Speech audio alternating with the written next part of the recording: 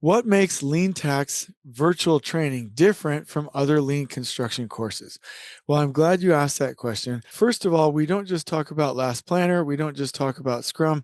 We talk about Takt, Last Planner, and the Kanban method so that you see how all of these systems work together with pre-construction planning, with CPM, with advanced work packaging, all together as one system. So that's the first part.